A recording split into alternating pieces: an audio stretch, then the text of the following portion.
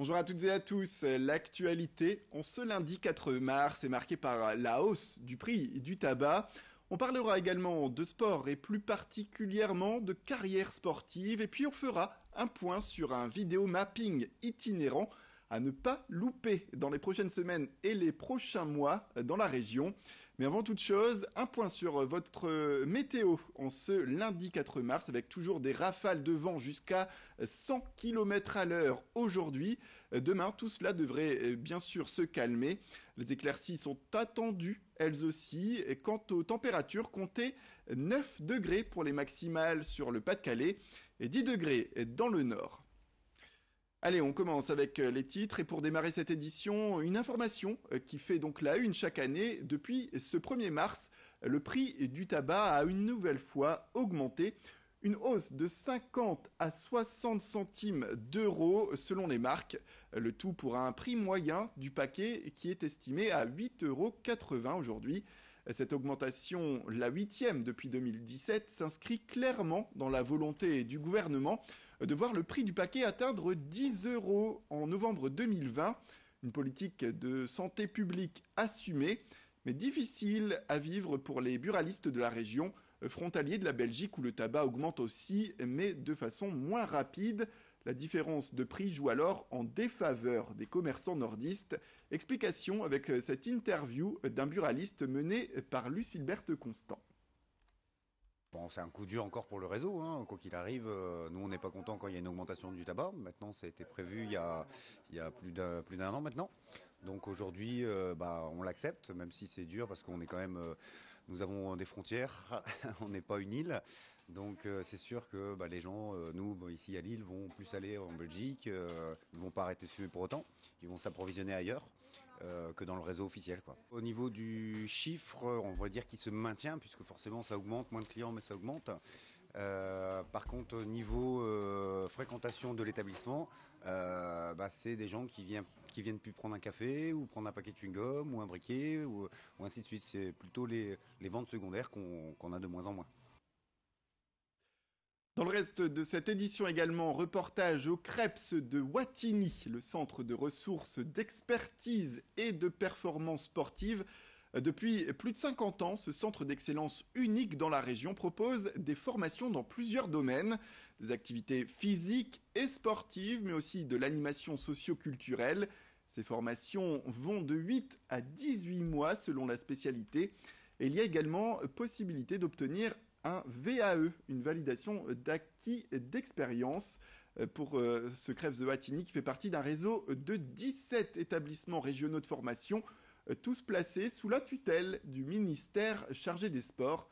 Explication avec cette interview menée par Margot Saïk.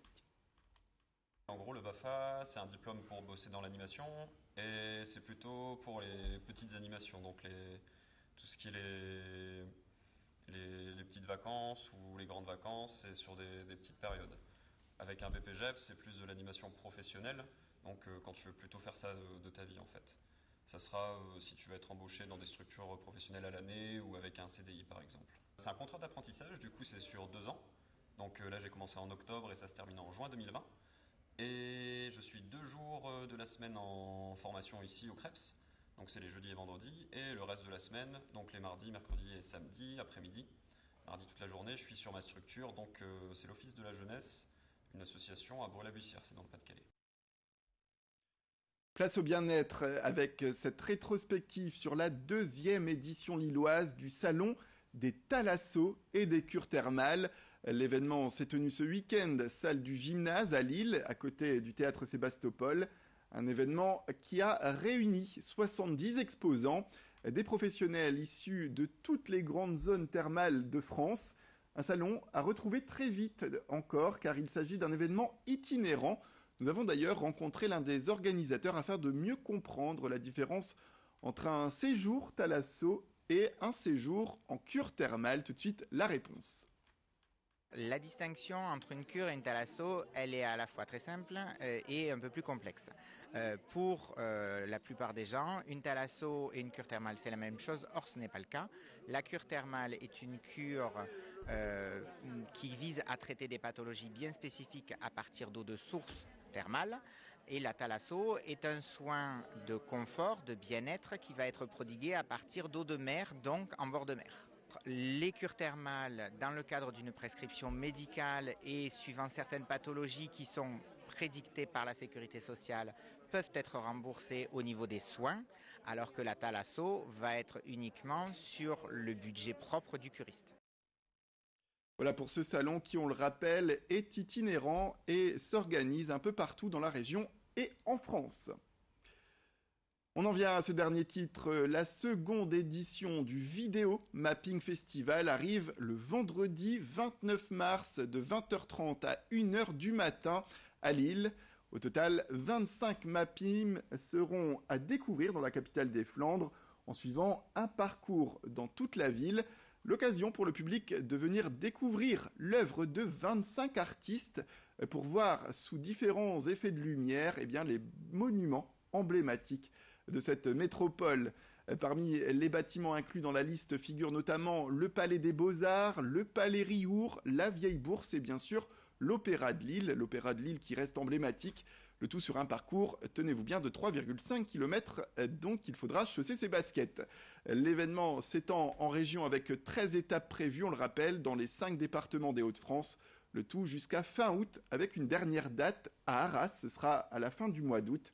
Antoine Magnier, le directeur des rencontres audiovisuelles qui organise l'événement, était avec nous. Une des parties importantes pour nous dans notre métier, c'est d'amener les contenus artistiques auprès des publics. Et donc la question géographique, forcément, elle joue. Donc c'est toucher tous les publics, c'est aussi aller vers eux. Voilà, donc notre territoire de travail historique, c'est la région Nord-Pas-de-Calais. Donc c'est devenu la région Hauts-de-France. Et donc on voulait un festival vraiment régional et aller partout dans la région. Donc on va jusqu'à Château-Thierry, je pense qu'il est la ville la plus loin de Lille, pour rencontrer les publics et qu'ils puissent découvrir le mapping.